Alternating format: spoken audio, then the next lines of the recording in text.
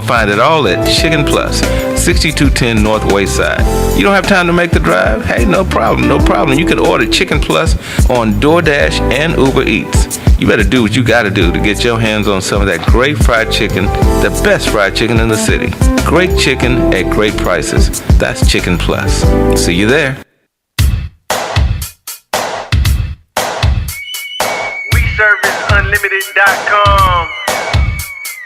WeServiceUnlimited.com. 833-937-3788. 833-937-3788. Well, hello! It's getting hot in here. You don't need to worry or have no fear, 'cause we serve you. Fix anything you think is nothing we can't do, 'cause we serve you. We serve you. Oh, we serve. Big job, small job. Call We Service Unlimited, 833-937-3788. Or go to WeServiceUnlimited.com. We're a winner. And now, a message from the Future Frequency.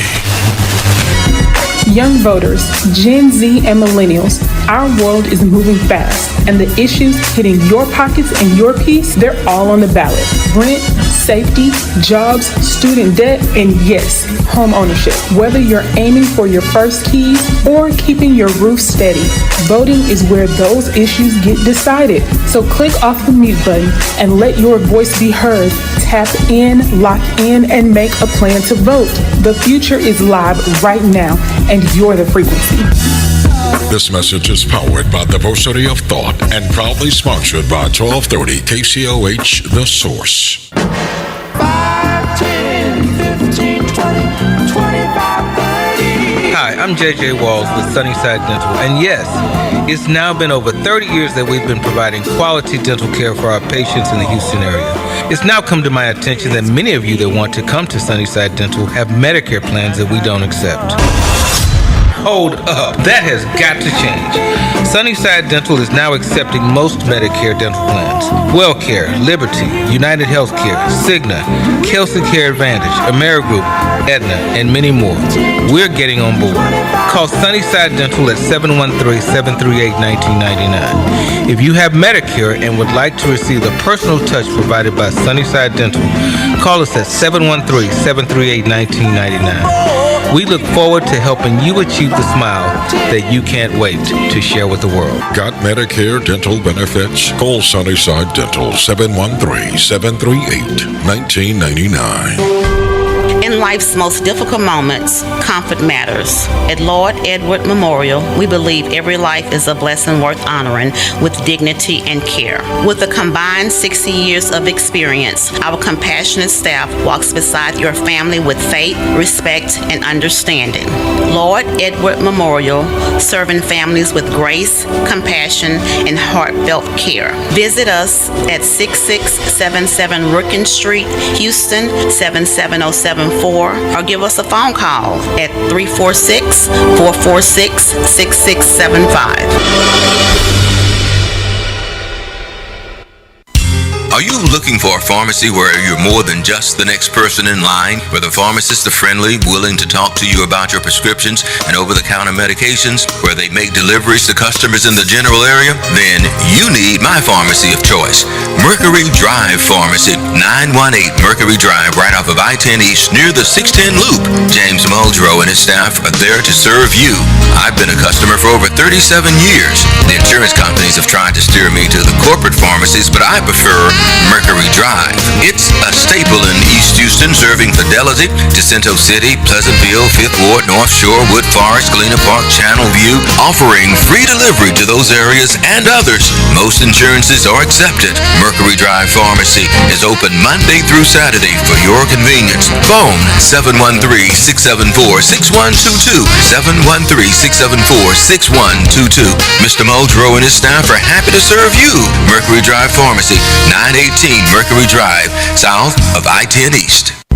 Are you tired of that old driveway with its ugly cracks and holes? Do you hold your family gatherings indoors because the outside is just not useful? Thinking of building a new structure to add more living space to your home? If you answered yes to any of these questions, then you need to call Sid.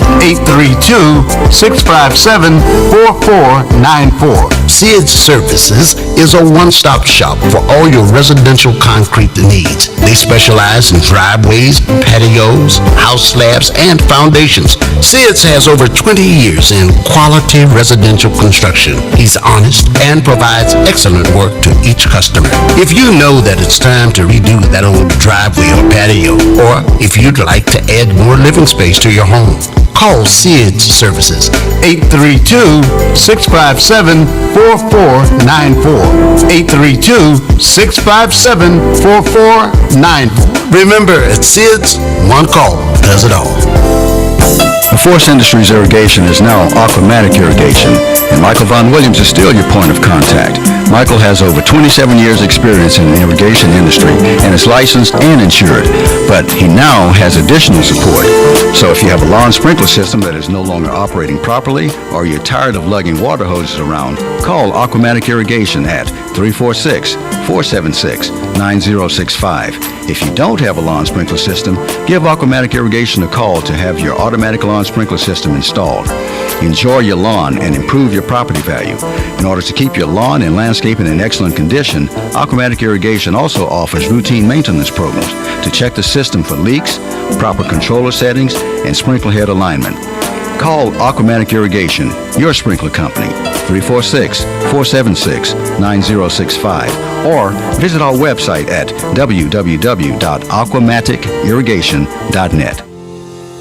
This is Gilbert Andrew Garcia of A Tip from Gilbert, talk, inspiration, and prayer. Listen to my show every Monday from 11 to 12 on KWWJ 1360 AM, KYOK 1140 AM, KCOH at 1230 KCOH.com, Sankeet Radio at 95.1 FM, 1460 AM, and Latino Sports, KEYH 850 AM. Call in at 832-570-8075 and follow me on social media. See you then. A Tip from Gilbert, Mondays 11 a.m. on 1230 KCOH, The Source. 5, 10, 15, 20, 25, 30. Hi, I'm JJ Walls with Sunnyside Dental, and yes, it's now been over 30 years that we've been providing quality dental care for our patients in the Houston area. It's now come to my attention that many of you that want to come to Sunnyside Dental have Medicare plans that we don't accept. Hold up, that has got to change.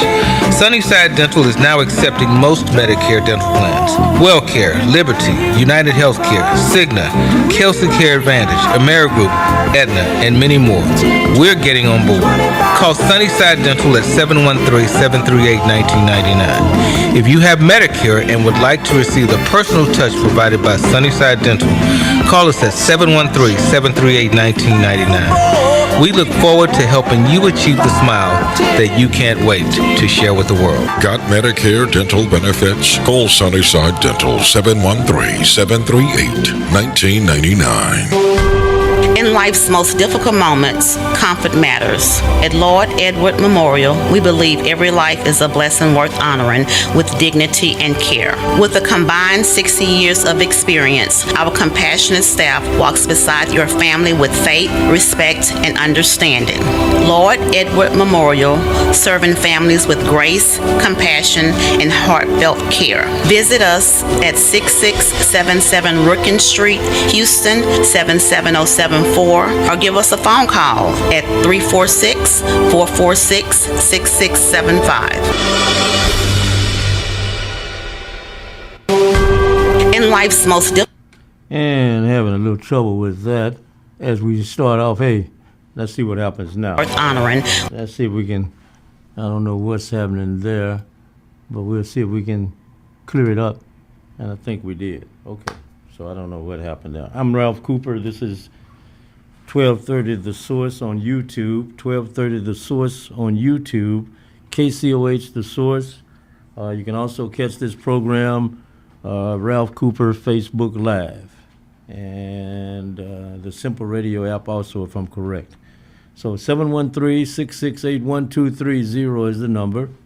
Everybody's in a frenzy. The NBA playoffs will resume Wednesday. Who do you have in the big matchup? Who are you going with in the big matchup? The Knicks of New York or the Spurs of San Antonio? Who do you like? And the other thing I like about this, see examples of people who didn't give up. For an example, Mike Brown, he's been run off in a couple of places. And the Mike Brown story is an interesting story. Mike Brown, the coach of the New York Knicks, former coach at Cleveland, Sacramento, maybe a couple of other places along the ride, but he's the coach of the Knicks now, playing for the NBA championship. Mitch Johnson, coach of the San Antonio Spurs, and two guys who looked like, who I looked like at one time. Two young guys I looked like at one time. And I'm happy for both to see them get a chance to coach on a huge stage like this. A huge stage. And there was a time when some people may say this is not the time for that now. We need to get away from that. Mentioning black, just say they're great coaches and you don't have to mention that they're black. And being one who came up when it was just as important as it is today to mention that they're black, I mentioned that they're black. Both coaches, head coaches in the NBA's championship series will be black head coaches. And then I think about the ones who came along before them. The instances of blacks being just happy to be black and of course to be representing their people and to have a chance to say that, hey, we're here. We're here. We're ready for this big stage. Years ago, you had the Astrodome was bumming. It was blazing with heat. When I say heat, blazing with excitement back then. The Astrodome was. So you come out to the ballpark one day, and you have, before you could get to the batting cage, you had a player screaming, Ralph, I need to see you. Ralph, I need to see you. So you run over there, you meet him halfway, and he says, look, Vida, speaking of Vida Blue, and we need your help.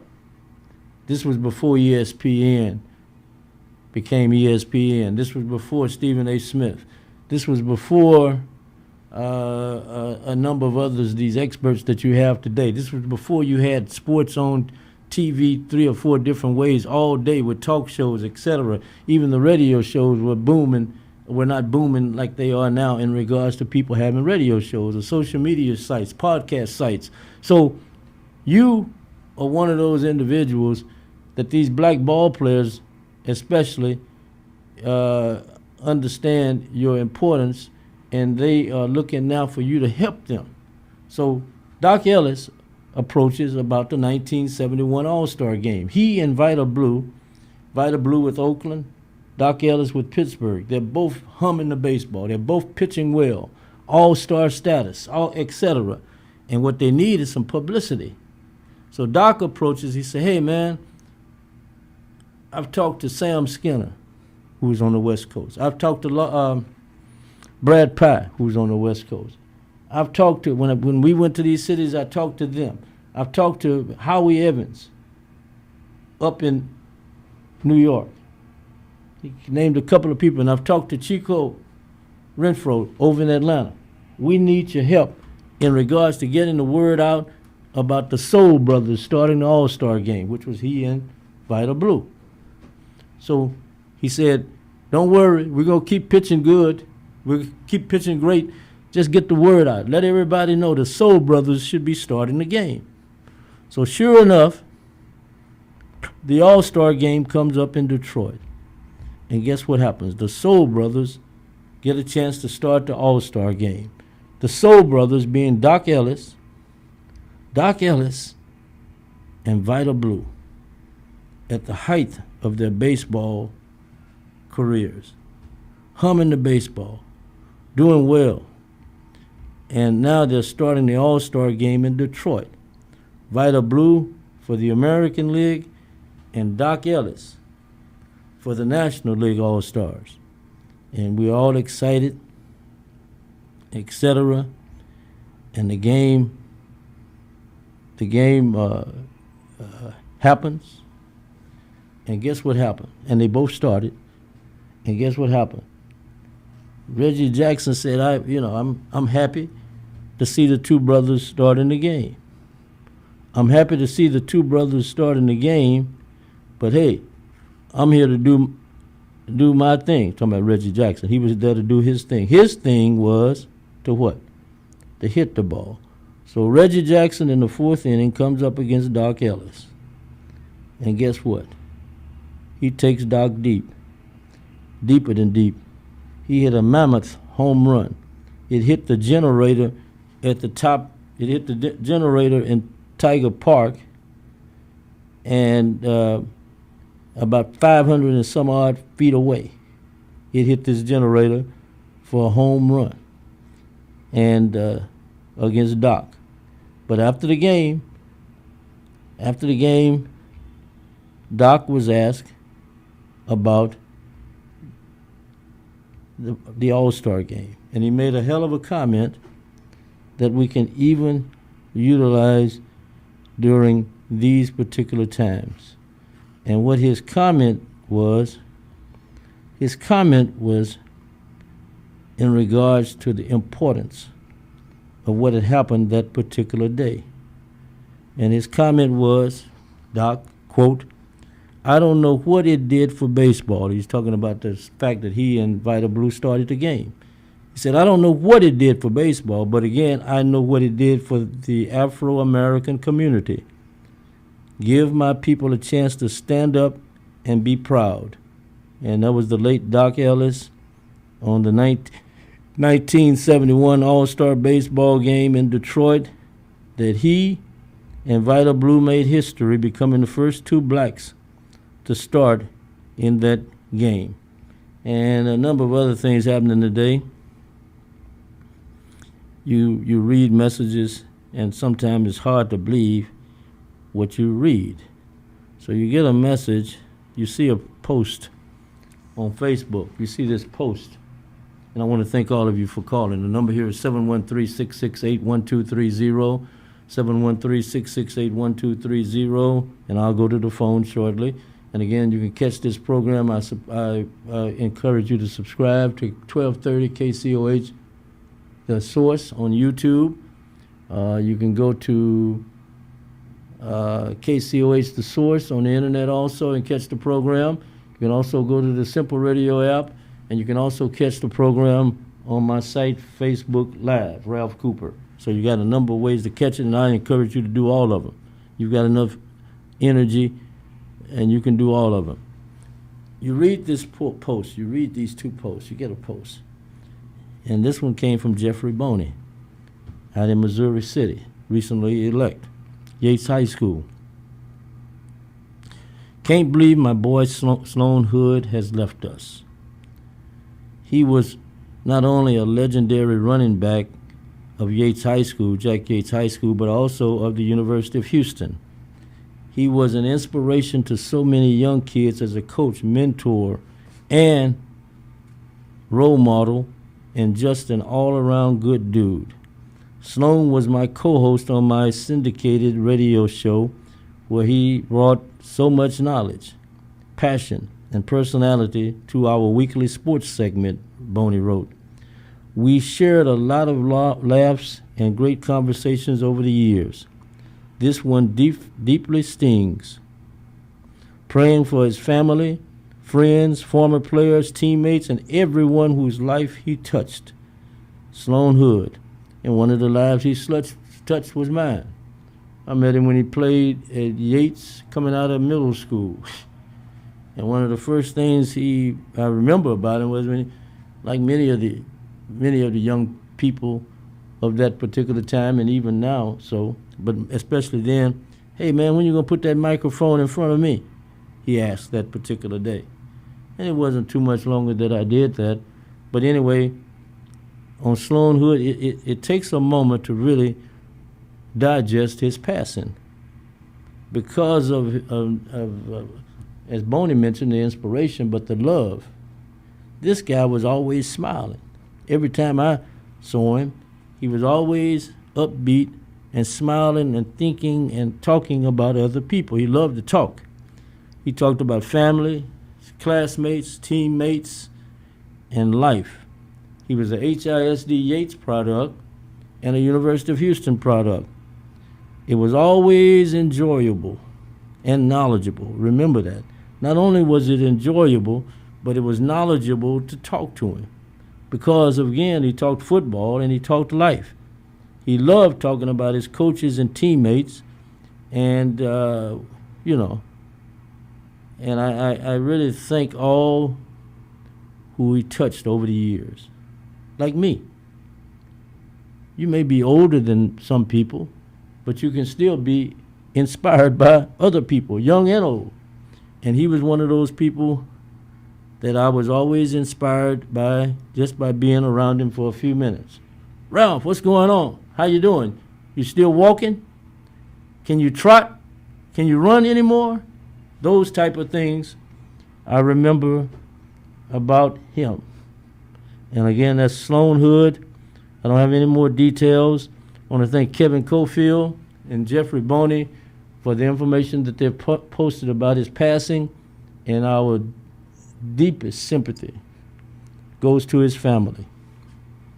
Another thing I wanted to mention, when I was a kid, we read. We did more reading than we did watching. There was not that much to watch. TVs were black and white. Sports only came on TV on the weekend unless it was the World Series. When it was the World Series, you got games during the week. When you got college or NBA games, they were on the weekend, and when you got baseball games, they were on the weekend. One of the things that touched me at a young age in watching TV was the NFL. And when I watched the NFL in the late 50s and early 60s, there were 4 or 5 names that would come up all the time. Rosie Greer, Jim Brown, of course, Lenny Moore, those names, Y.A. Tittle. And then there were 2 other names that would always come up. Johnny Unitas and Raymond Berry. Johnny Unitas and Raymond Berry. Johnny Unitas, the quarterback of the Baltimore Colts, who wore the high-top black shoes.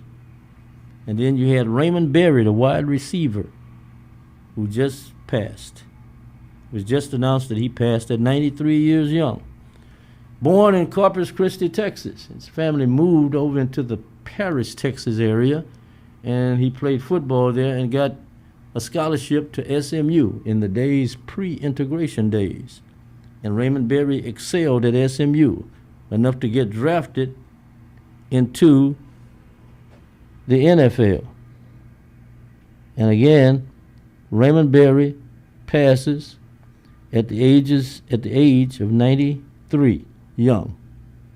And he ended up coaching the New England Patriots for a season or 2. Didn't do well, but he became a head coach in the NFL. So we mentioned Raymond Berry also in the loss of the ones that are transitioning to other places.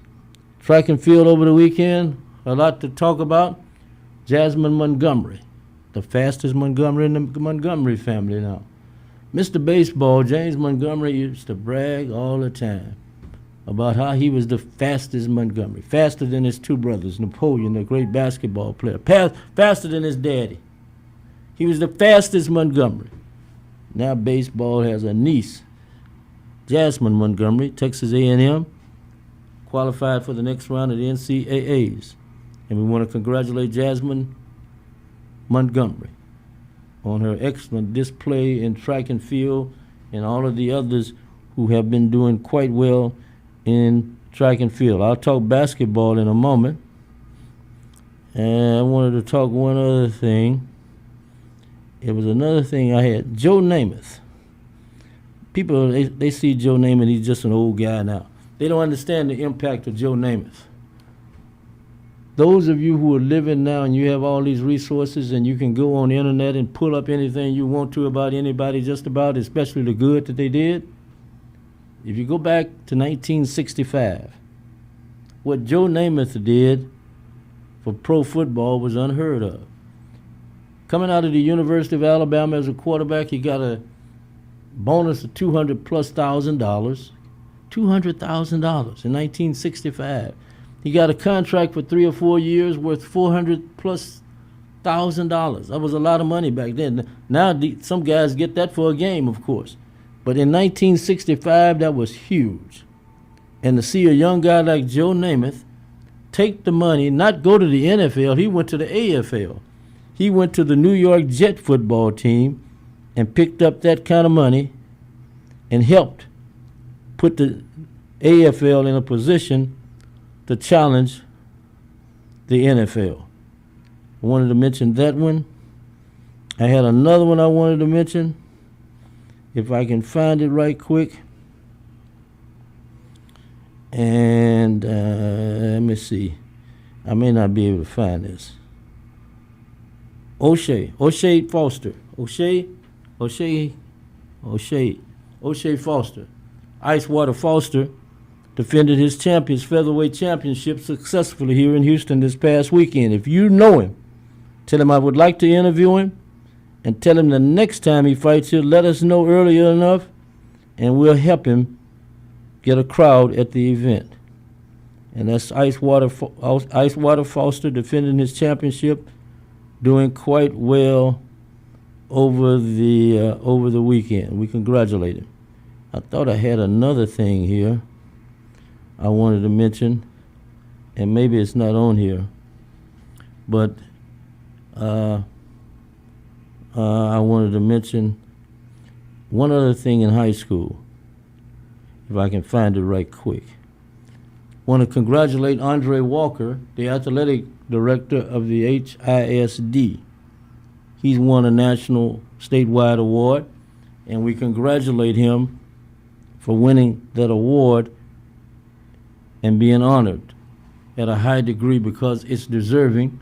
This man works around the clock for the HISD in regards to athletics, student athletes, and he does a tremendous job.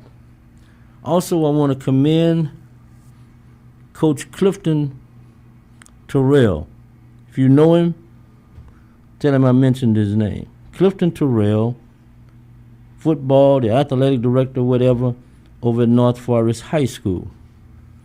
They had a big banquet, and they saluted a number of their student athletes.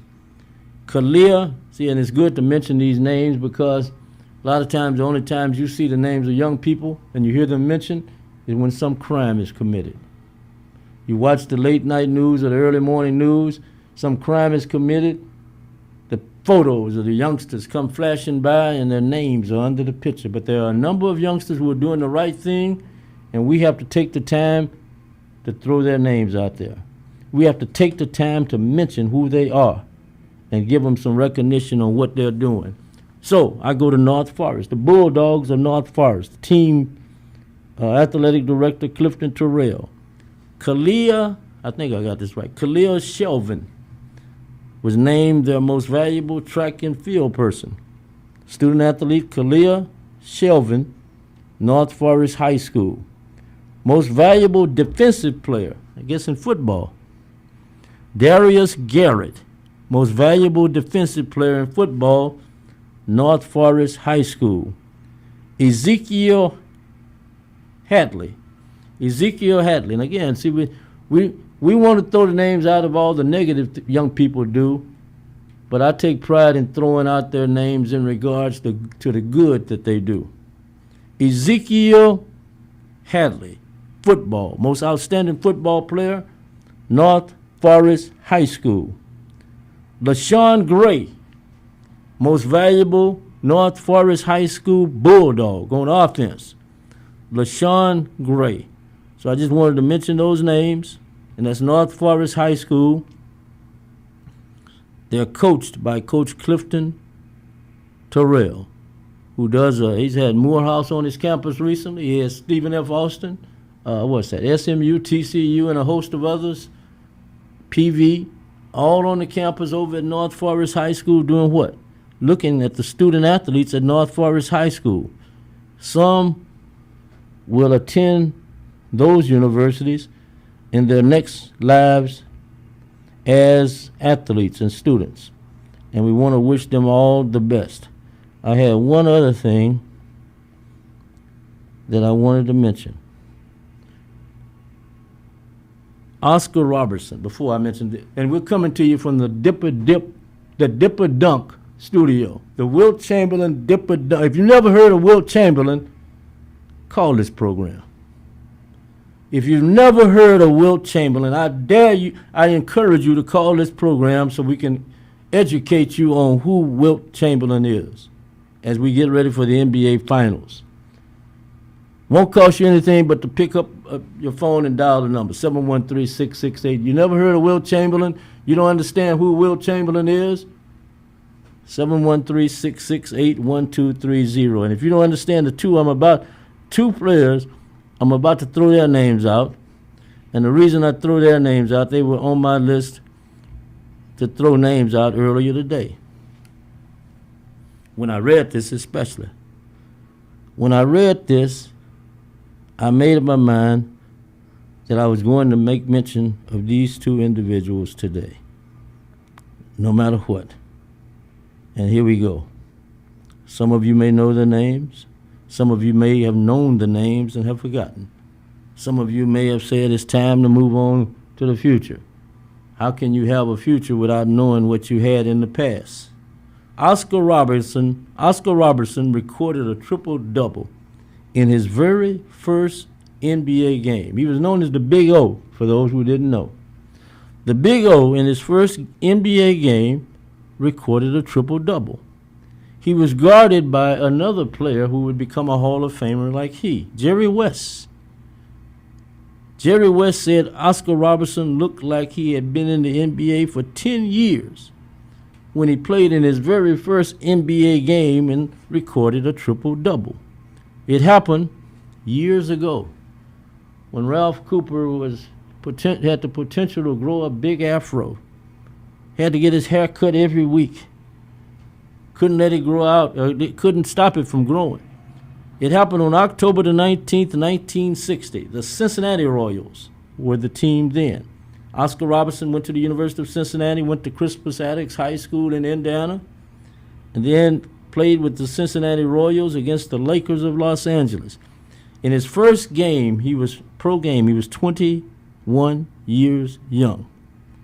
He was coming off of 3 seasons at the University of Cincinnati, where he had played, averaging 33.8 points per game, and did just about everything a college basketball player could do that had never been seen before. He walked into the NBA for the first time and scored 21 points, 12 rebounds, and 10 assists in his first game, a triple-double. The Royals won the game, and then listen to the score. This was with no three-point shot, no overtime. 140 to 123. We're not knocking those of us who appreciate basketball. Well, look, I'll just do it. I enjoy what I see now, but I know the difference is not what I saw in the past. There was no three-point shot, no carrying the ball, and no extra step. But in his first game, 21 points, 12 rebounds, 10 assists. The score 140 to 123. Jerry West was on the losing side. And he was quoted as saying after the game, the things I saw in him was very advanced. Oh my God, very advanced. And when he came into the NBA, I knew immediately he was going to be a player of substance. Immediately is what Jerry West said of Oscar Robertson. I had the good fortune of playing against him, but I think the other thing was that on the opposite end of the spectrum, we were competitors. And early in my career, when he came into the NBA, he looked like he had been in the NBA for 10 years. And he was only 21. And West went on to say,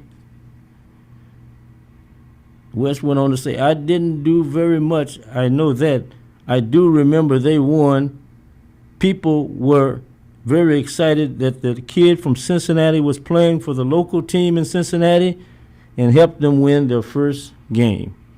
In 1961-62, Oscar Robertson averaged 30 points a game, 12 rebounds a game, and 11.4 assists per game. And again, no three-point shot, no carrying the ball, and no extra step. He was the only player in history to average a triple-double over a full season until Russell Westbrook came along and did it 55 years later. Oscar Robertson. Just wanted to throw that name out here. And again, we're coming to you from the Dipper Dunk Studio. I know you're excited about Wimpy.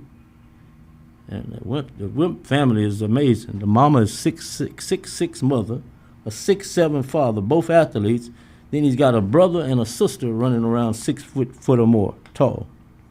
And again, he's getting ready to hit the Big Apple, Harlem.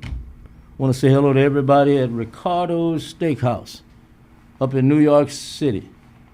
I would do anything to be there after this game, after this program. I would just be elated if I could be in the Ricardo Steakhouse after this show today. With all of you, all the listeners. If you've never been there before, a great place, great food. My goodness. Ricardo's Steakhouse in East Harlem. And I'm not an East Harlem person. Imagine me up in East Harlem. East Harlem. Anyway, we're in the Dipper Dunk Studio, and I'm Ralph Cooper. Caller, you're on. Yeah, Ralph Cooper. I'm calling you from the Akeem Olajuwon Shake Dream Shake Studio. Great for you. Hold on, man. Don't be trying to be I'm combative with me. I'm not combative.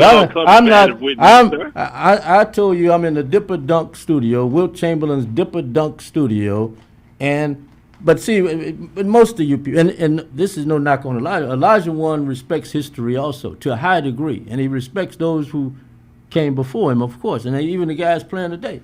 I mean, give Wilt. A lot of people don't know how great Wilt was. You saw him. You saw. Yeah, what's wrong with me? What's wrong with this being the Dipper? Why can't you live with this just being the Dipper Dunk Studio, Wilt Chamberlain's Dipper Dunk Studio that I'm broadcasting at? What problem do you have with that? Did Wilt hit on your aunt, your grandmother back in the day, or somebody in your family? Did Wilt hit on one of the women in your family? What's the problem then? What do you have against Wilt? I said the Wilt Chamberlain Dipper Dunk. Wilt Chamberlain, I was talking basketball. Wilt Chamberlain Dipper Dunk. You called in. You want to go another way. I'm asking you a question, sir. Champ, did Wilt, in his prime, away from the court, away from the basketball court, in that other court he was in, did Wilt hit on your mama, your grandmama, your sister, or somebody, or aunt, or somebody in your family? They told you Wilt hit on them? Well, Ralph, if Will would have been hitting on my mama or my grandmama, he be pushing up daisies right now. Because my uncle, my uncles, and my daddy, my daddy, and my grandmama, my granddaddy, they ain't play that stuff. They was packing back in Galveston. They had no problem packing their little short dog in their ankles and then on the. Give Will some never heard of Will. If Wilt would have hit on one of them, we would have never heard of Wilt. Well, you wouldn't have worried about the Dipper Dunk. There wouldn't have been no such thing as a Dipper Dunk. Wilt come down to Galveston, down there messing with them gangsters on Market Street, talk about hit on anybody in the Scurv family. If Wilt be coming back, he wouldn't be Dipper Dunk. He'll be plain dipped. Well, you're in the Dipper Dunk Studio. The Wilt Chamberlain Dipper. This the other thing about Wilt Chamberlain, and as I watch Wimpy. Is it Wimpy or Wimper? Which one is it? Come on, man. The man's name is Wimby, man. Wimby. Well, see, that goes back to something else I was just trying to tell you about a moment ago. About Wimby and Wilt. There's no respect. We don't have no respect for anybody. None of us have respect. I'm in the same bag. You need to respect the man. How can you cannot respect Wilt? How can you not respect Wilt? You just like mispronouncing people's names. I say, how can you not respect Wilt? You like doing that kind How of can you stuff, not man. respect Wilt, though? I mean, hey, Like Wilt didn't have. was all right. Wilt ain't got no jump shot. Wimby got a jump shot. He can handle the ball. He blocks shot. He just changed. Wilt, Wimby hold like the whole team by itself. I'm The listening. whole team, just like he We're went gonna OKC. we're gonna find out. OKC couldn't do. They were shooting jumpers and they were scared as hell shooting them jumpers. And he was under the goal. Well- they were scared he was gonna block the shot when they were shooting their 3-pointer. Well, They didn't know what to do. Well, think about this. Think about the guys who played against Wilt, who were under the goal with him, who were afraid to go up. Well, when you're midgets, when you're playing against midgets, He wasn't playing against midgets. he Well, played okay, against- if he's that's the case, tallest guy if that's he the played case, against was if that's the case, when Wimp is out there guarding people on the at the top of the key, he's got a foot on the players. What is that? Wilt, they had no jump shot. He did. That's why you call him the dipper dunk, because he was already He playing. was dipping, he was dipping and he- dunking. There's nothing he wrong was with that. right- That was his He game. was right there by the goal, That man. was Ain't still his nobody- game. That was still his game. He couldn't do that against Elijah How Warren and them. and how them. many He how couldn't many do that. how many minutes is your big guy playing today? Wilt played 40 minutes. Wilt didn't miss any games now. The dip didn't miss games. The dip didn't come out of games because his hand got banged up a little bit or his knees got banged up. He had to be really seriously hurt to come out of a game. The man averaged 40 minutes a game. 48 minutes a game. Well, Ralph, I'm gonna tell it to you like this. I ain't got no problem with Wilt. Yes, you He do. just ain't- Yes, you do. Yes, you do. You don't I want got a problem with you right now talking about my mama and my grandmama. Well, I look at it this way. In my family, the dip had made a move. Probably the same thing would have been happened. You know, I'm not above what I said. I'm not. If you listen closely to what I'm saying, I'm not. And then the thing about this, one or two of them in my family may come back and say, wait a minute now, wait a minute, Bubba, wait a minute now, we're talking about the Well, dipper. I told you, it would never been a Will Chamberlain. He'd have been coming down to Galveston talking about putting somebody on his list. And I'm telling you that in my family, they may have been saying, just hold it now, wait a minute, Bubba, wait a minute now, wait a minute, buddy, wait a minute. Ralph, look here, man. What Mr. Baseball like to drink? What's his drink of choice, Mr. Baseball? Well, you know, when baseball, Crown Royal. baseball changed the rules in a lot of places. Crown Royal is his, yeah. It's his drink of choice. So baseball drinking, look, me and him, we hanging out over there at the old 50-15 and stuff. We waiting on you to get off the radio. He over Back there, in the we day. down. Yeah, he down a couple of them, and he goes, he say, man, Big Red, want to share something with you. I say, what's up? He say, no, I'm as fast as Montgomery. Now, but, you know, he said we had a family reunion, and I'm talking to the boys playing dominoes, drinking Crown Royal, and they said, let's have a 50-yard dash, and his little niece come up there and say, I want to run. Jasmine Montgomery, Jasmine Montgomery. Yeah. Roger Montgomery's daughter. That's his baseball's nephew, Roger They call Montgomery's him daughter. Yeah. Yeah, they call him Uncle Jimmy. Uncle Jimmy back there. Hey, Uncle Jimmy, come on, can I run too? And baseball said, nah, girl, you gonna say, nah, I'm gonna run this one on there. And they got to run and somebody said 1, 2, 3, go. Baseball took off. Little Jasmine came and passed it. And baseball fell down, talking about, oh, my ankle. Faked the sprained ankle. Well, I Like thought the it sprained was. ankle. I thought it was his hamstring. You said it was ankle.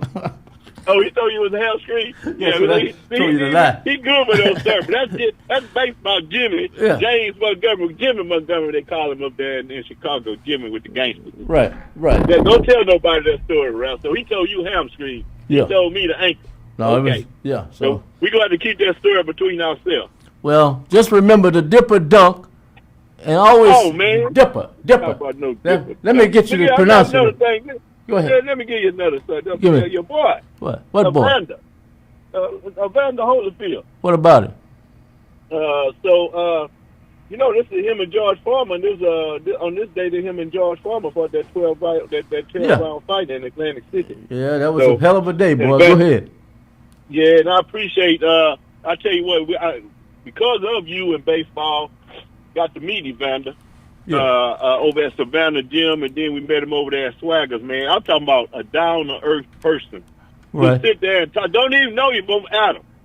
And just sit there and talk to you like he knows your stuff. He didn't drink, like you say. He didn't drink. We in Swaggers, and we sit there just talking, and, everybody pass around. He sit there and have a conversation with you. Right. You know? Right. Yeah, just like he knows you and stuff, but real good person, as far as I can say, because the way he intervened with people, and everybody was coming by shaking his hand, and, just a real nice person.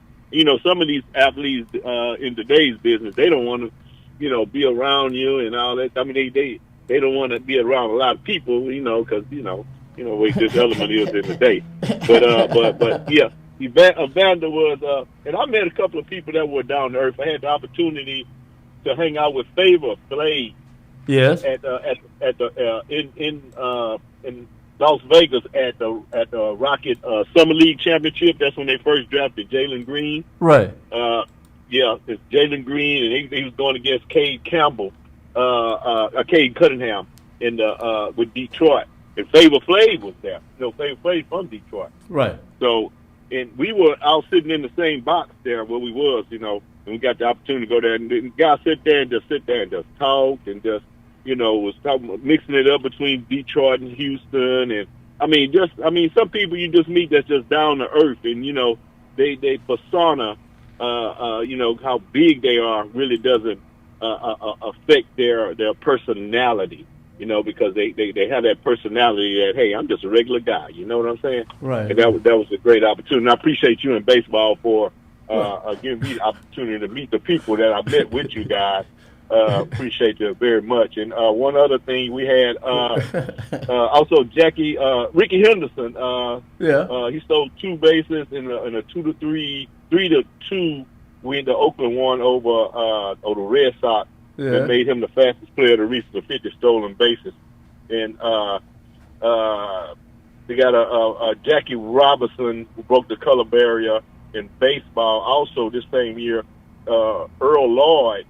He's the guy that broke the first black basketball player in 1950, Earl Lloyd. I'm pretty sure you interviewed him. Yeah, I interviewed him when he coached Detroit. He coached the Detroit Pistons. The interview was in Hofheinz Pavilion. Yeah, when the Rockets played games in Hofheinz Pavilion back in the day. And that's where he was the first, too. Yeah, he's one of the first players. Right. Ralph, how many All-Star baseball All-Star games you went to in your career that you take credit for? How many did you do? I know you did a lot. The best one I ever went. I didn't go to the one in '71. The best one I ever went to, in my opinion, was the one in Atlanta, and that was in 1972. You had Willie Stargell, Hank Aaron, Joe Morgan. All those kind of people were still playing baseball, and Pete Rose, of course, and all those kind of people.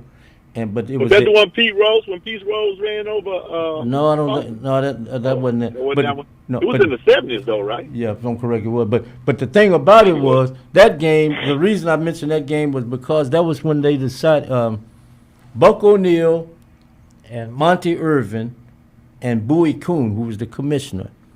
Monty Irvin and Buck O'Neil, of course, had played and managed in the Negro Leagues, right? They got Bowie Kuhn, who was the commissioner, if I'm correct at that time, to now bring back some of the old-time Negro League players. Buck O'Neil and all those kind of guys, Satchel Paige, of course, all those kind of guys were at the All-Star game. They were in Atlanta for 2 or 3 days talking baseball. Dizzy Dean was still living. And oh, man. And the lies that you heard, well, there was a lot of truth that you heard, but the lies you heard. And they embellished a little bit, huh? And think about it. You somebody was Diz wasn't drinking then. Well, he had a beer. I remember him having one beer.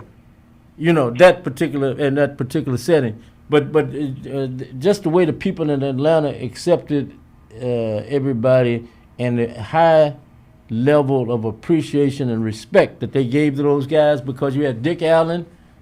Dick Allen was playing in the game. Bob Gibson played there.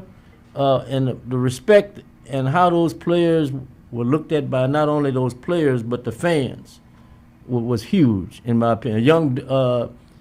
A young Dusty Baker was there then, but he wasn't in the game.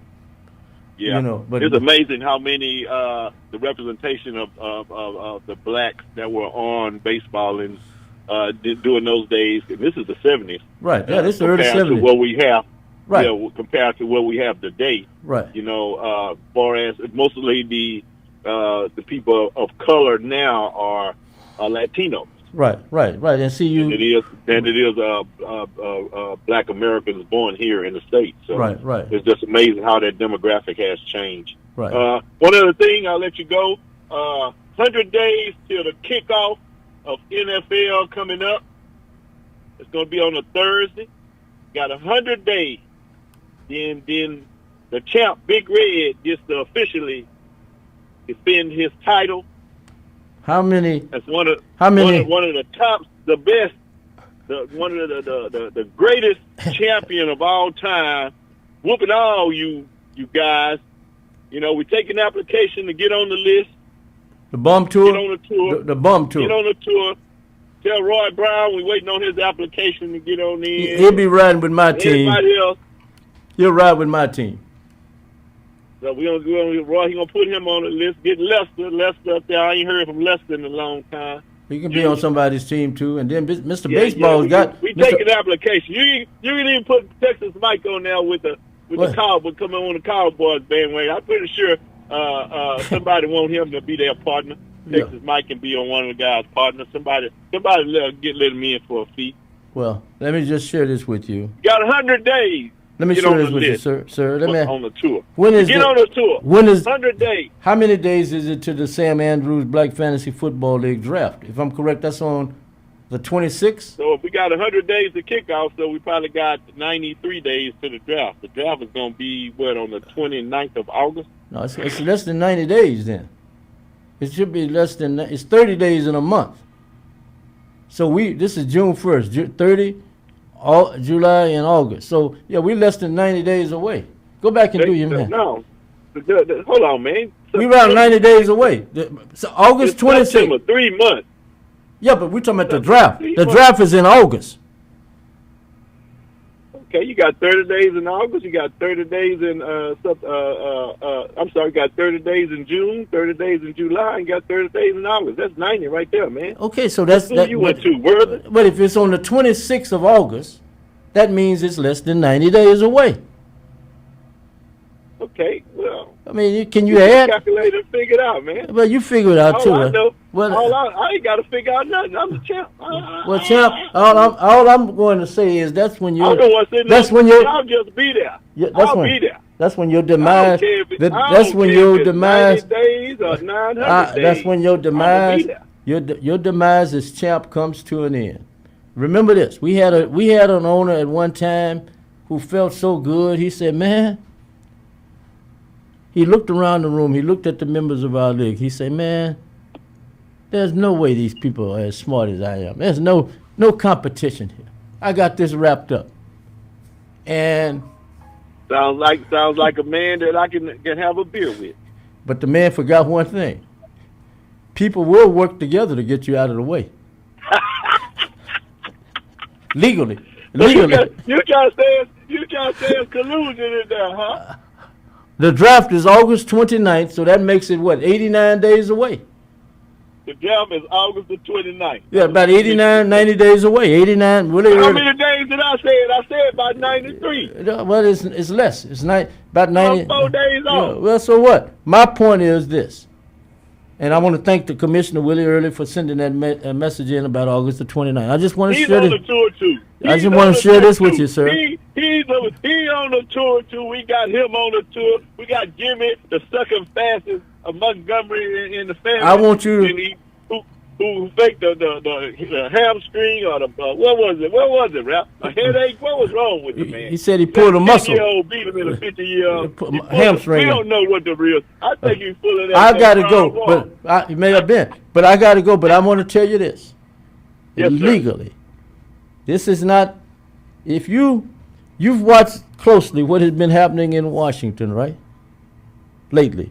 I know that you. I think you're an undercover Trump fan. You It doesn't want matter. Trump It dome, does, all I'm telling you you is want the Trump dome. I think you invited to the WWF match down there. You gonna be at ringside down there. But I will not. I hear you running the performance. I will not. The performance at the 250-day celebration or whatever it is. I will not do. 250-year I will not. I will not do what Lawrence Taylor did. With your camera. You gonna be there with your camera and your microphone and stuff. You gonna interview. Go ahead, man. Say what you gotta say, man. All I'm saying is this, sir.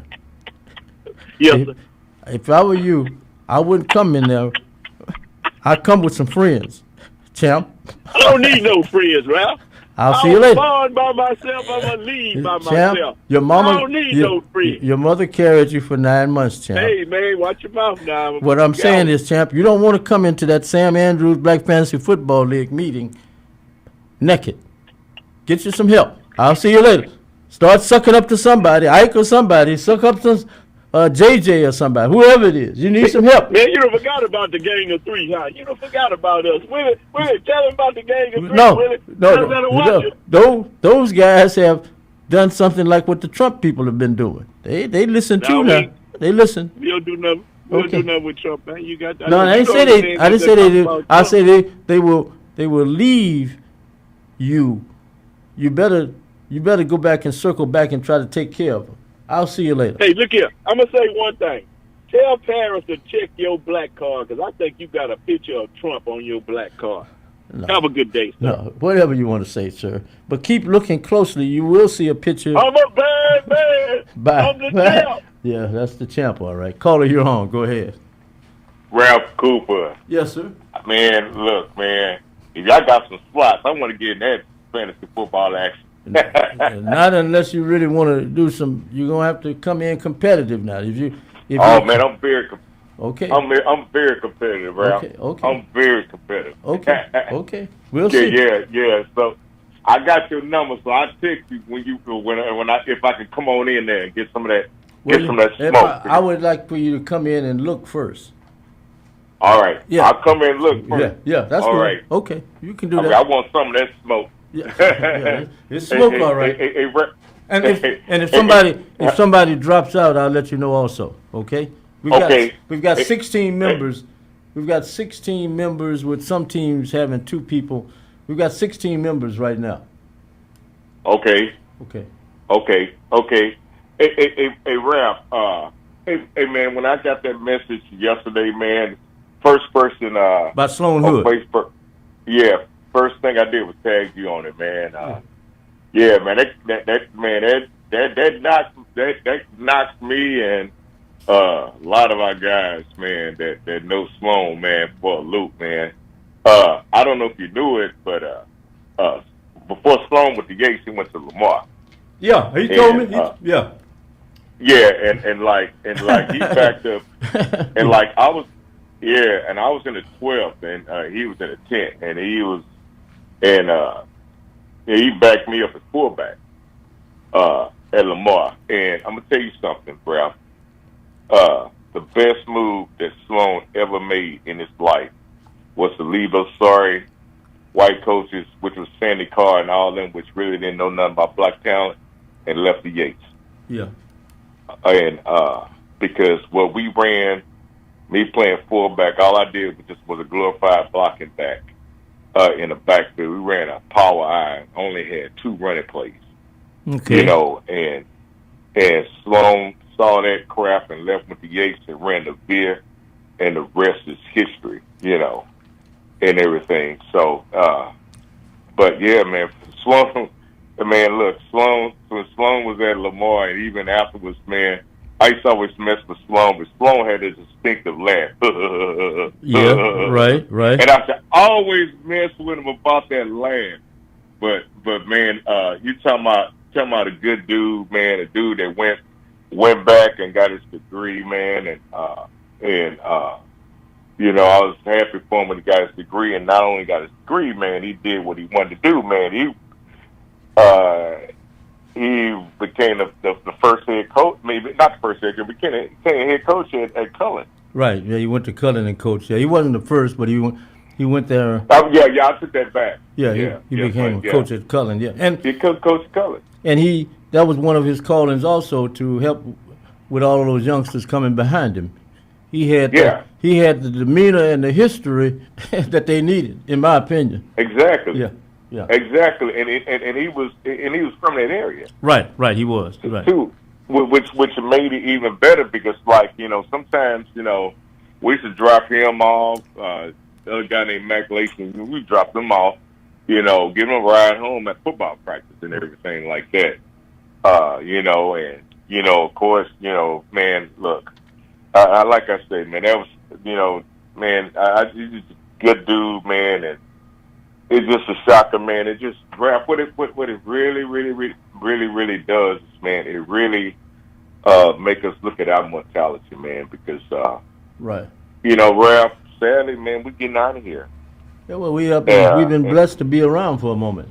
See, you've been see, and a lot of people don't want to. One of the blessings, I think, that we have to share with people, so they understand this, and a lot of them don't, because they when I was younger, I had no clue that I'd be around here like this. Okay, when I was younger, I had no clue. So to be what's frightening is to be 77, and what's even more frightening about being 77 is not knowing. You've got to watch your energy level. You can't do all those things you did if you want to be productive, and if you want to be productive mentally and physically, you have to slow down. And you have to get some rest. And that's the biggest, that's, to me, that type of discipline is the greatest thing to overcome as you get older, because you see so many things you want to do that you can do now that they didn't exist. I couldn't imagine having this social media when I was younger. Oh, yeah. I can't imagine it. So I have to curtail what I do in regards to energy. So I think we need to let people know.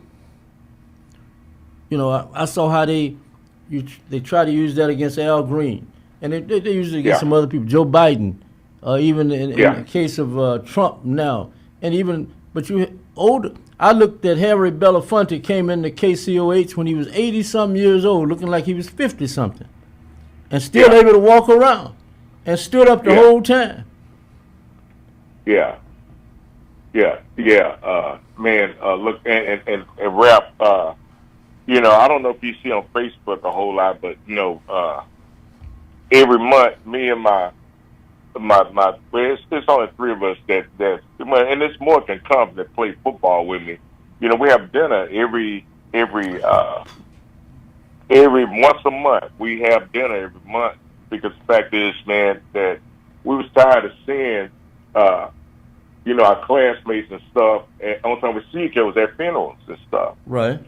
So, man, and we just decided to do that, man. And, you know, we meet once a month and everything. And, you know, either one of our crews unexpectedly died of a heart attack, you know, and stuff like that. So, but see, the thing about it is, people can still, you can still do that type of thing you're talking about. Okay, you can't pop every night like you were popping back in the day, but you may be able to pop once a month and go once or twice a month and hit one of those places and have a good time. Maybe even more than that if you do it right. But my point is, you got to realize you are not that individual no more. No, and, you know, we don't know, I really don't know, you know, how Sloan did it, and know when it's off time and stuff like that, because, right, we don't, you know, I've seen him a little bit, but just never hadn't had a chance to talk to him lately, man. But but the point is that is that knocked me off my feet, and It did me too. I don't know, Ralph. I don't know if you knew, and you freaking up and down Alameda a lot. It was this other little guy that used to come to McQueen's. He was a mail carrier. He was a mail carrier up in Third Ward, and I think he at the post office on Alameda. Yes. And his nickname was DC. Young guy, man, found out that he passed away. Right. And he was only 47, Ralph, and he was on the treadmill working out, man. He was on the treadmill, just dropped dead with a heart attack. Right. But like I say, we have been blessed, and I think one of the reasons maybe we've been blessed is to share the fact that you've been blessed. Let people know. Hey, I saw Jackie Robinson play in a World Series on a black and white TV in the 1950s. I saw NBA games come on ABC or whatever in the late 50s, early 60s when you got only one game a week. I saw the Gillette Friday night fights with family. Every Friday night, the men would gather around the TV to see Sugar Ray Robinson and Archie Moore and all those guys fight in the Gillette Friday night fights on TV. I saw the Astrodome when nothing was out here. Nothing was out here by the Astrodome but a hole in the ground, and they were building Coach Stadium, and Major League Baseball was coming to Houston, and you didn't realize at that time that your life was about to change. Yeah. I remember Colt 45 Stadium when we passed by there. They were still up and the Astrodome was out there. Right. So, but I remember when it was built, and the other one was a hole in the ground, the dome. Yeah. And look at the area now. Look at the area now. Look at it now, man. Yeah. Look at it now. Where I work at. I know. That's what I'm saying. NRG. Yeah, that's what I'm saying. I would have never thought that, Ralph. Yeah. Well, thank you. Appreciate it. Go ahead. Hey, Ralph, real quick, Ralph. Yeah. Real quick. I don't know if you heard, man, that trade that just went down just got me just sick. Which trade?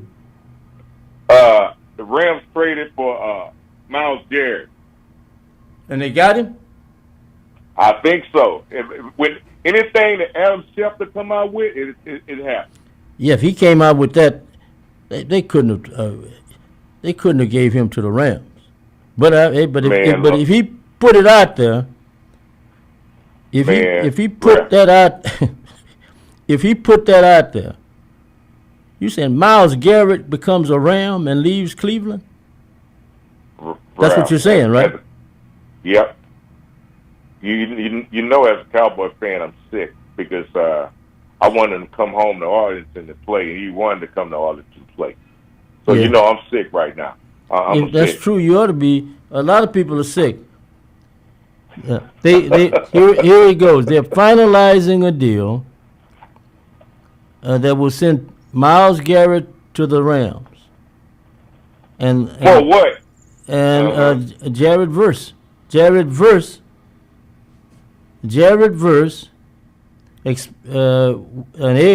edge rusher, a 2020 and a 2027 first round pick, and two other draft pick compensations still being negotiated. Ralph. Yeah, so Myles Garrett is going, unless it falls through. Myles Garrett, it's out there. Oh my God.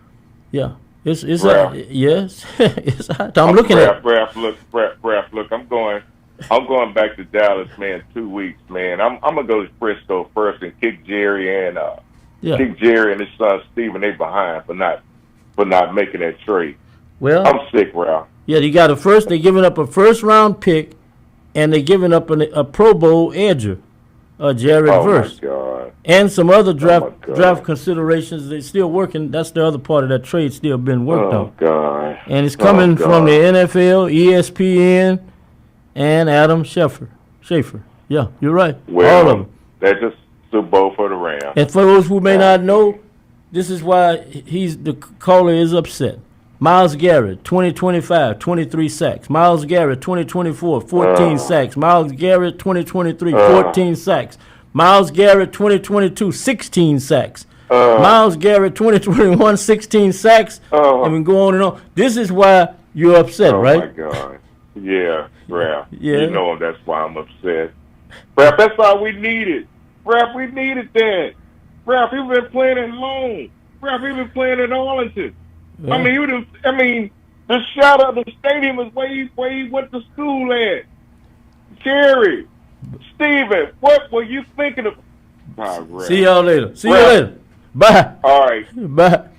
And let's try another one. Caller, you're on. Hey, Ralph, what's happening, man? How you doing? Oh, I'm doing well. I hope you are too. Oh, man, I'm wonderful. I feel good. Good. Feel good, man. Good. But before I talk about my Spurs, you know. Yeah, you from San Antonio. Man, I mean, and I ain't even got to say it. Right, man. You got a gift from Houston on the team. We got to get this in. I forgot to do it earlier. Rashard Lewis, who Rashard Lewis is on that team. He's on the staff. He's a coach, assistant coach, if I'm correct. Oh, Rashard? Yeah, I didn't even know that. That's going to help him. Yeah, and well, it's helping everybody. I mean, think about it. Yeah. So check that out. Rashard Lewis, if I'm correct, is an assistant coach there. Former A-Leaf Elsick. What is that? A-Leaf Elsick. And NBA, of course. And he's a young man who thought the Rockets were going to draft him, remember? Right, I remember that. Yeah. So if I'm correct, he's on that staff. Oh, man, yeah, I'm going to take it out. But before I talk about my Spurs, man, Sloan passed. Yeah, Sloan Hood passed. Oh, man, but I used to work with Sloan, man. He used to come up to the camp. Yeah, Holyfield, yeah. Yeah, but I worked with him. Big Lee Catalito opened up a boxing gym right there off of Lydia. Yeah. It's the first street off of Lydia going north right there until Webster. It used to be a store. He opened up a camp there, man. And I went in there one day, and Lee hollered my name because, you know, Lee always came to the camp. Right. You know, and we was talking. He said, "Hey, man, I got something for you to do. Can you do it?" I say, will you be able to come up here? When you get off and stuff. I say, yeah. I say, what's happening? He say, man, I want you to work with Sloan. Just the stuff that you learned from Don when you was with them. Just give him some of that, man. And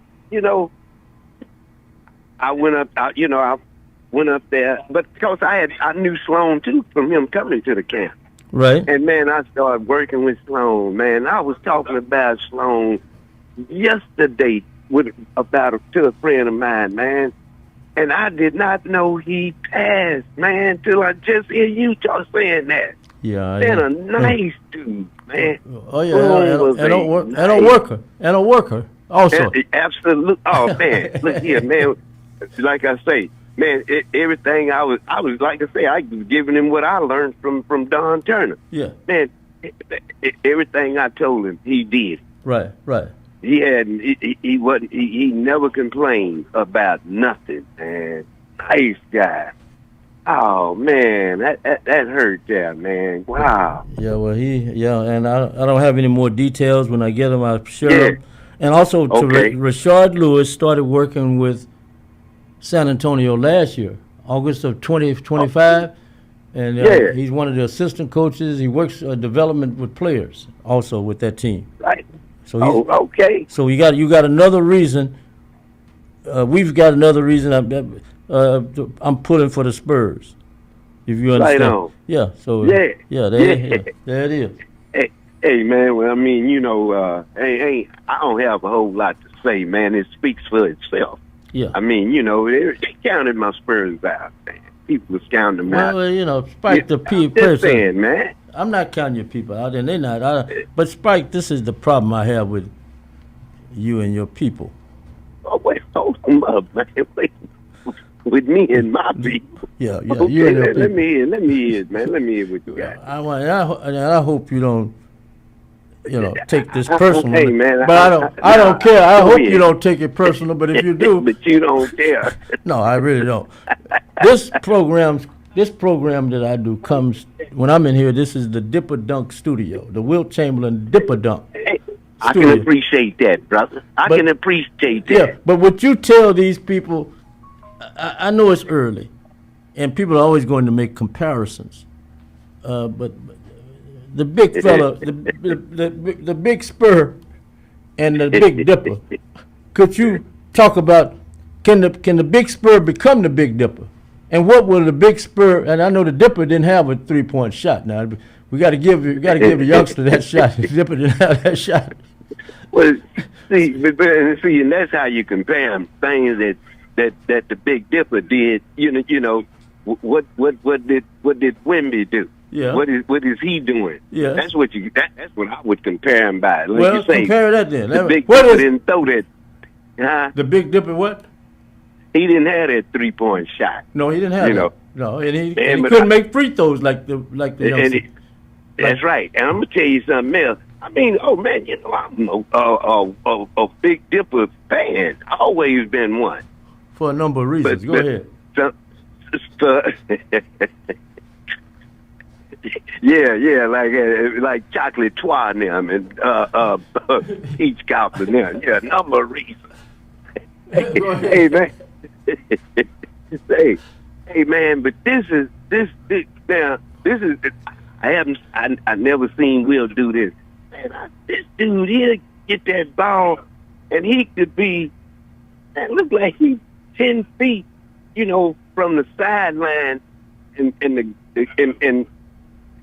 that a goal right there, and he it's like he leans in and just throw that ball in. I mean, how he does it and dunk. Just leaning in and dunk the ball, man, and people on him. I'm talking about from the side. Yeah. I never saw that, man. Yeah. I never saw that. Okay. Nobody do that. Okay. But I mean, but you know, Will was scoring 50 points a game one year. So I mean, and 20-something rebounds and playing the whole game. And playing the whole game. See, they forget about that part of it. So you know, I mean, you know, I ain't gonna put. You know, he got a ways to go to even be compared to him. Right, but to me. Well, you know, but he got the time. Right. Plus he gonna be. Oh man, this dude got stuff that people gonna be amazed. Because there's a lot of people that didn't see Will.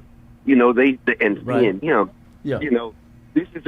Oh man, this dude is he doing stuff you ain't never seen. I mean, Well, some of them haven't seen it before. That's what I try to tell people. They haven't seen because they didn't see Will. That's right. Yeah. They'd have been saying if they'd have saw Will, they'd have said the same thing. Right. You know. Right. But I have plenty of respect for the Big Dipper, bro. I'm a fan. I always been a fan. Right. Well, you know. Well, I just. I mean, you know. So I mean, you know, with Wemby, man. I like I say, man. I hope they can beat the Knicks, man. But you know, I mean, you know, hey, man, it's just like I say, you know, it's organized gambling, right? In NBA, in all sports. Well, I hope it goes 7 games. I hope they let it go 7 games. I want it to go 7 I hear games. what you say. Hey, hold them up, man. Wait a minute. You done conceded. You done conceded. Yeah, let it go 7 games. You hope it, let it go. Now, but from the let it go, it's some stuff they gotta do. I'm talking about the officials. Well, Cole, see, the one thing, think about this. This series wouldn't have gone 7 games if something else had happened. I think it was the 5th game. 6, 7. The 5th, when the big fella didn't take shots. Absolutely. See, how could this man come out here and not take some? If I'm coaching the team drunk, how can you be on this floor and you're not taking shots, my man? Hey, man. I guess Champagne and them dudes. I guess they feel like, you know, hey, man, we gonna win this game. Let me go on. I'm finna get me some shots. I want to look good. Right, you know. But how can you How could you? Let's just suppose he had decided to do that in the last game or two. What would have happened? Oh man, hey man, they wouldn't be going to New York. Lost. Yeah, they wouldn't be going to New York. Yeah, they would have lost. Yeah, absolutely. Yeah. But what I'm saying is, you got organized gambling. Man, it's billions of dollars finna trade hands all around the world. Yeah. Around the world, you might could say trillion. Yeah, around the world. Yeah, some money. Now, let me ask you this: Do you think them owners don't bet? Yeah, they got somebody. Who's gonna check them? They got years ago. They got people to bet for them. Right. They got their people. Well, everybody's got their people. Years ago, baseball worked for the Chicago White Sox. You didn't know that, did you? You say baseball what? Worked for the Chicago White Sox. He was supposed to be a teenager, right? Wait a minute. Oh, he was supposed to be a teenager, right? Yeah, below drinking age. It was his job to make sure that the man, Bill Veeck, was the owner. And baseball always talked about the man had him cleaning the stadium up and all. But I talked to some people up there. They said, no, man, we cleaned the stadium up. Baseball's job was to make sure that the man's beer was fresh. Say fresh. Baseball job was to make sure that the beer that they sold at the White Sox games, he owned the Chicago White, was fresh beer. The beer companies were not bringing him any old beer in, and baseball's job was to test the beer. Yeah, test it. Before the game, third or fourth inning, and you know when they stopped serving beer. Let's go. Now let's go. But baseball told me, he said, hey man, my job is to clean the stadium up. Help clean the stadium up. But like I said with some cousins I have up in Chicago, they say, man, if this is the same guy you talking about, I showed them baseball's picture. They said, no, that's Jimmy. Jimmy Montgomery, huh? They said Jimmy, Napoleon's little brother. They say, hey man, he was legal. He was sucking beer for the man. That's too tough, man. Hey, dig. Yeah.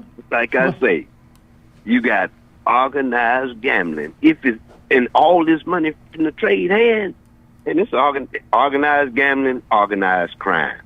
You could most people can't fathom that thought. No, well, because money being passed now. I'm talking about big money. Right. See, and then the NBA professional sports has got into bed with legal gambling. Think about all the commercials. How are you going to? This is okay. You don't want your players and your coaches gambling, and they're humans, but you're encouraging gambling by running ads and stuff, and some of them cut commercials for the gambling. Oh yeah, hey man, encouraging people to gamble. I was fixing to say, you say a team losing, all of a sudden they get hot, then they scoring. All of a sudden you get a TV timeout, just slowing them down. Right. It's all kind of ways that they got to control the game. But the average fan don't see that. All they see is the excitement of the game that they caught up in. Right. So I mean, but I hope the Spurs can pull it out. It's gonna be tough. Well, it's gonna be tough. I really believe it's gonna be tough, man. But it'll go. Go 7 games and sit back and enjoy the moment. Spike. That's what I'm gonna do. That's what I'm gonna do, man. But my condolences to Sloan's family, man. Man, that's tough, man. Yeah, I am too. But on this day, Big Red reminded us that on this day in 1992, I think it was the day Evander Holyfield and George Foreman fought up in Atlantic City. Well, George was hitting him, man. George was pulling some shots. But Holy took him. But Holy rocked him for about 10 shots in a row in that fight. Remember? Yes, he did. He had George rolling. Yes, he did. But the thing I remember, Michael Harris and I were up there for the fight along with Lloyd Wells, Buffalo Gill. The judge. So we getting ready to go in the fight. So Michael always thought this stuff was rigged, right? So Oh, he did. yeah, he thought everything was rigged. Everything was. So I say, Michael, loan me $100. We walking through the area where they've got the slot machines and stuff. I said, loan me $100. Right. So Michael loaned me $100. He's got his little Houston Chronicle top jock. It was cool. He's got his top jock jacket on and everything. Yeah. So he say, Stop. you know, the thing came up about it being fixed, and I was telling him that it's so much money in this hotel. The man letting people win money now, right? The man, it was Donald Trump. We were in Trump Plaza. So the fight is in Trump Plaza, and people are starting to go to the fight. So as we go through that area, he loans me the $100. I take the $100 and put 50 of it in a slot machine, right? Right. And it hit automatically. He was in shock. He said, how did you know the machine was going? I said, the point I was making to here's your money back. Here's your money back. And I kept the other money, of course, right? Here's your money back. Your point is true. Hey, wait, your point, my point is, did you give him $20? I didn't give him nothing back because the point was to prove to him that he was right. That it was the whole thing was fixed because there was so much money in the place, and they wanted people to come back out of there and gamble when it was over. They were giving people a little money as they went into the fight. That's when the fix was going to be on after the fight. Yeah, they're going to take all that money back, which they tried to do. Hey, man, a lot of people don't realize. I say, man, them casinos in business to make money.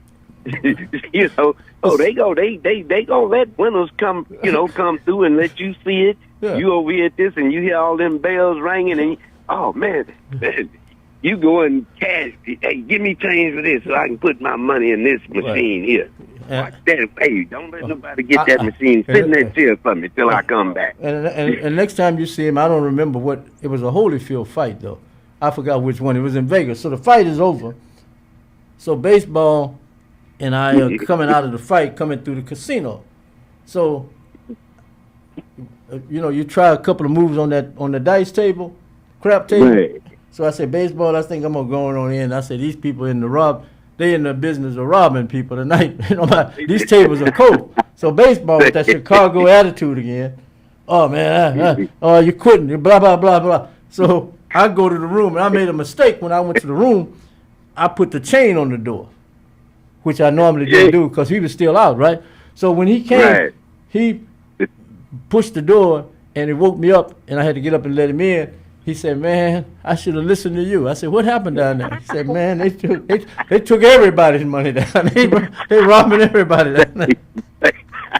Hey, man, I'm telling you, you can't tell nobody. You can't tell them people that what's be going on, man. It's fixed.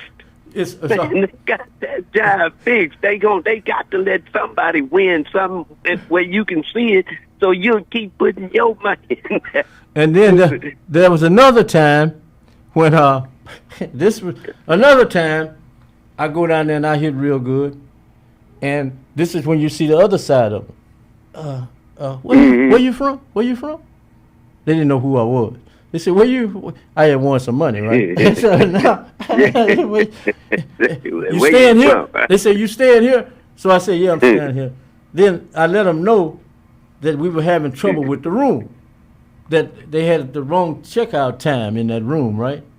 So now, and I say, because they asked what could they do anything for, they didn't want me to leave there with the money I had. No, right? indeed.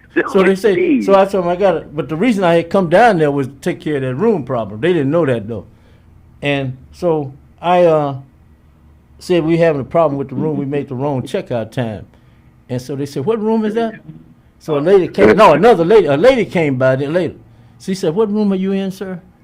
And I told her, she said, what's your name? And I told her my name and everything. So a few minutes later, she comes back by.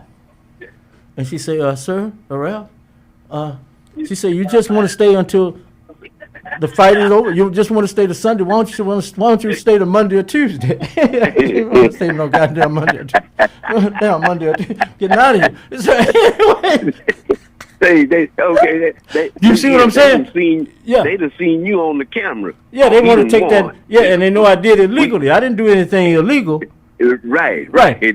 But they wanted the money back. But they were offering that room, and all I needed the room was for one extra day, and they wanted to give it to me for 2 or 3 days if I wanted it, extra days, to get the money back. You know, they were gonna make sure they got their money back, and probably some other money that I had back. Yeah, plus yours. Yeah, that's absolutely. what I'm saying. So, man, yeah, that's how it go. Yeah, that's how it go. So, and you don't know how many that accepted that.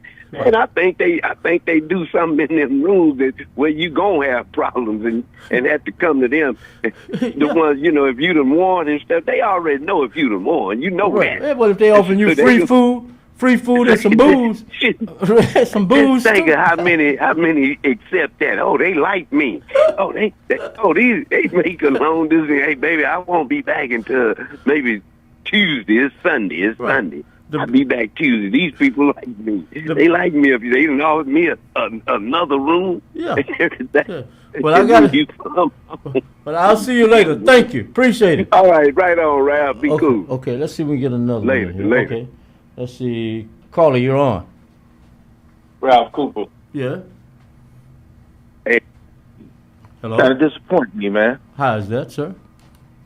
Well, I mean, you going on about Wemby and keep talking about Wemby and Wilt. It's not enough information out here, man, to start making these claims and why not mentioning him and the Big Dipper. It's just not. Well, people are doing it though. You disappoint me, man. I mean, I said people are doing it. As a connoisseur and a guru of history, first of all, yeah, we've seen Wemby before. Yeah. And Ralph Sampson right here.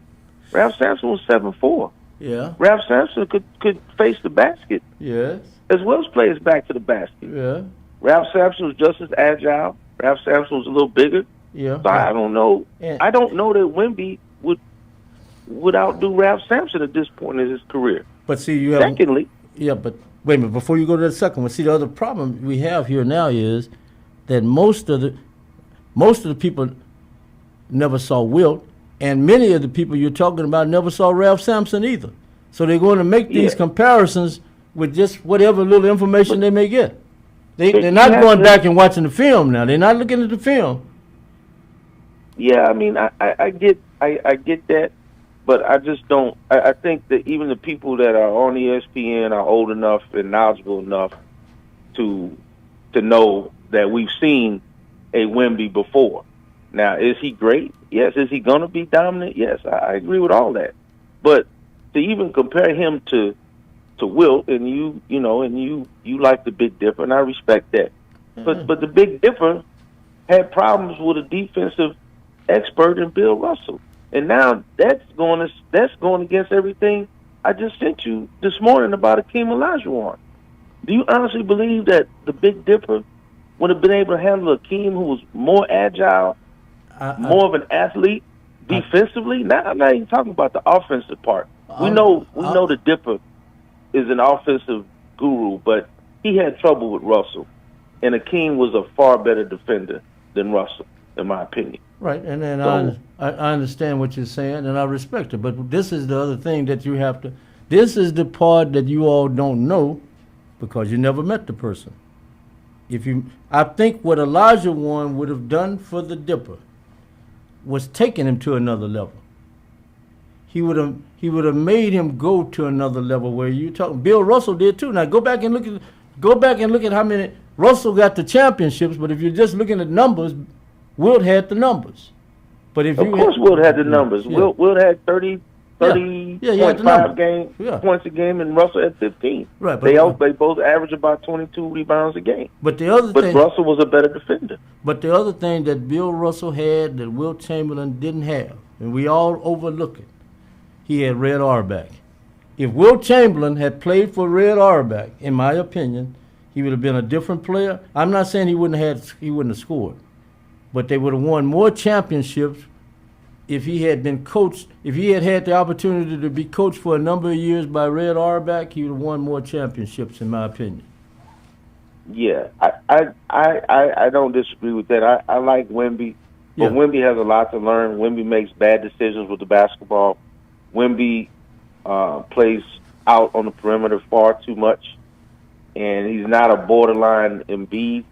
But if he doesn't add something to his game, you and I both know if he were to add just a simple hook shot to his game, he'd be unstoppable. That's just posting down on the block, catching the ball and turning and shooting. Get with a king, on his footwork, and he's the sky's the limit for him. But I'm not on board yet. He's just a young player, and he's got a lot to prove to old school basketball people like myself. And we'll get a good chance to see some of that, especially if the Knicks do what I think they're going to do on defense. In his case, yeah, and on that, this is the second part of my call. I'm going with the Knicks. I've been a big fan of the Knicks. I love the celebrity turnout. I love the fan fanaticism. They've been in the game for a minute, man, and I always rooted for. I was always a Bull hater. Shout out to the Guru Baseball. I was always a Bull hater, and I always rooted for the Knicks. So, except when they played Houston in that Game 7, and they almost beat Houston in Game 7. But I would like to see them win a championship. They're a deserving organization at this point. I know they had some hiccups last 6 to 10 years, but I just love to see the fans supporting their teams, and I think it will be good for the city. It will be good for New York. So I'm pulling for them. But my basketball take on the Knicks right now, do you remember the Detroit Pistons team that beat Shaq and Kobe? Yes. With Chauncey Billups, Rick Hamilton, Ben Wallace, HBCU. Yeah. To me, this is my opinion, Ralph. I don't have numbers. Well, that's why we know opinions. But for right now, opinions are respected here. Go ahead. For right now, I think the Knicks, the way they've been playing this playoff series. Yes. And they always say if you're playing the right kind of ball, whether it's football, basketball, baseball, at the right time of the season, the sky's the limit. And I think this Knicks team is reminding me of that Detroit team where everybody's balling. The whole squad is balling, and the whole squad is on board with what they need to do. Now, I think San Antonio's got some horses. That was evident. I didn't think Oklahoma was a better team. I just felt like Oklahoma had more experience. They were comparable, but I didn't think they were the better team. I think San Antonio, with those young cats they have, can do a lot of running, and they can light it up. But I just think New York is playing a good brand of basketball across the board. They being tough when they got to be tough. They can score when they need to score. And I just think, reminiscent of that Detroit team I mentioned, and we've all played ball and street ball and organized ball. When you got a squad that everybody kind of understands everybody, right? And there's no big eyes or little U's, and they're going to do what they got to do. That's from Brunson to Cat. They're going to do what they have to do. And I think New York is going to, those fans don't get behind them. They're going to do what they have to do at home. And they're going to pull one out, sneak one out in San Antonio. But it's a good series. I'm looking forward to it. I think it's going to be an exciting one. But I'm going with the Knicks. You think it's going 7 games? I just want to see 7 games, sir. I'd like to see 7. The 7th game obviously will be in San Antonio, but I'm picking the Knicks in 6. And my man, he was talking about gambling. I think the smart money is going to go on the Knicks just because they've got so many people behind them. You have so many people rooting, betting against them because the Knicks have always come up short. So money-wise, it's going to be a lot of money out there on the gambling side. So looking forward to it. When it's going to start Wednesday? Yeah, Wednesday night. Yeah. Okay, and we'll talk next week, man. I'm still got my hand on my chin when it comes to these Astros, but once basketball's over with, I'll get a little bit more behind it, right? And really start to break them down once this season is over with. Well, I want to. Go ahead. I had a question for you before I go. And then I got something. Then I got something I want to share with you and the listeners before you go. Go ahead. Okay, so quick question. I saw it rumored out there. Tyreek Hill mentioned the Texans. Stated that he'd like to come here. My question to you is, Tank Dell's been out for almost 8 months. Yeah. I think his time is going to be off. I'm not confident in whatever surgery he's having in terms of him making a full recovery. Houston Police, Harris County, HPD, they have a way of putting these stars in check when they come to Houston for whatever reason. Do you take a shot, Tyreek Hill, league minimum 1 year? and put him where Tank Dell is, and what do you think that does for us as a team? I'll go with one. Despite his- I'll go with one of the young receivers that came through last year for them. Hutchinson improved. What was his name? Higgins. Yes. Those two improved. I think they drafted maybe another receiver or two. I think you've got enough question marks in regards to your quarterback overcoming what happened at the end of last season. And I would take my chances with what you got. You wouldn't roll the dice on. No, and Nico Collins and Schultz being back healthy, the tight end I'm talking about. If they're healthy, yeah, that's what I would do. This is what I want to share with you. This I just got. And many people have asked me about this, and I'm just getting the information that just started today. This morning, jury selection started in the fatal Frisco stabbing case. Investigators say 17-year-old Carmelo Anthony stabbed 17-year-old Austin Metcalf at a district track meet. Metcalf's father told Fox 4 Austin died in his twin brother's arms. Police say Anthony claims the incident happened in self-defense. There is heightened security and limited media access at the Collin County Courthouse. And they say they will continue to bring updates on air and online coming out of that area of Frisco in the case of Carmelo Anthony. He's on trial. And possibly, it's always a girl involved, in my opinion, who may have liked that, the little young man. And I don't think he was a troublemaker. But I think trouble came his way, and it was an unfortunate incident that happened. And in no way am I saying the families of that young man that died should be happy, but I don't think that young man who's being accused of the crime, I don't think he has a history that supports that. So We'll see what happens, and we'll be prayerful for all the families, but I think the fix is in, and, we know what the outcome is a lot of times in these cases. Okay, just want to let you all know the trial has started, okay? Thank you. All right, Ralph. Thank you. Thank you. And we'll do that. In life's most difficult moments, comfort matters. At Lord Edward Memorial, we believe every life is a blessing worth honoring with dignity and care. With a combined 60 years of experience, our compassionate staff walks beside your family with faith, respect, and understanding. Lord Edward Memorial, serving families with grace, compassion, and heartfelt care. Visit us at 6677 Rookin Street, Houston, 77074, or give us a phone call at 346-446-6675.